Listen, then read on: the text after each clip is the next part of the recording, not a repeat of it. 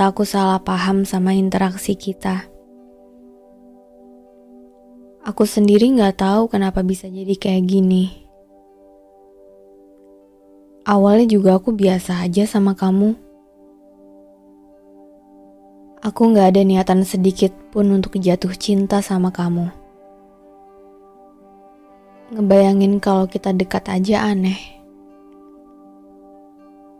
Tapi siapa sangka jalan semesta sering membuat kita bertemu dan berpapasan. Aku yang semula jauh, mulai melihatmu. Kamu yang tadinya asing, kini sering terdengar di telingaku. Sampai datang waktu ketika kamu menyapaku lebih dulu. Wah, ternyata kayak gitu ya rasanya first meet. Pertemuan pertama. Tapi sebelumnya udah ketemu sih. Mungkin bisa dibilang first interaction kali ya. Alias interaksi pertama kita. Itu gak akan aku lupain sih. Kedatanganmu seperti mewarnai duniaku yang lama kehilangan warna-warninya. Cara kamu bicara sama aku, cara kamu melihatku, cara kamu menatap mataku, membuatku mengira ada makna di antara kita. Dan dari sana juga, perasaanku muncul dengan sendirinya. Perasaan yang sebelumnya gak aku perhitungkan dan aku bayangkan, muncul ke permukaan seperti menemukan waktu dan tokoh yang tepat untuk dirayakan. Kedekatan kita membuatku mengira kalau interaksi ini ada tujuannya. Ternyata aku salah. Aku salah paham. Aku kegeeran. Emang harusnya dari awal gak perlu mengira-ngira segala.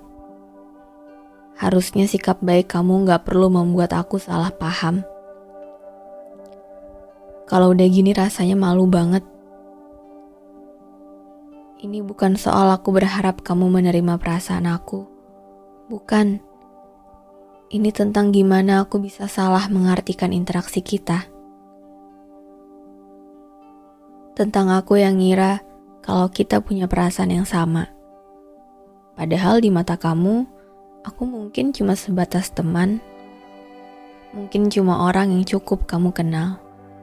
Atau bahkan mungkin di mata kamu aku bukan siapa-siapa. Semua cerita indah itu cuma ada di kepalaku. Perkiraanku terhadapmu terlalu tinggi sampai menembus kemungkinan-kemungkinan yang sebenarnya.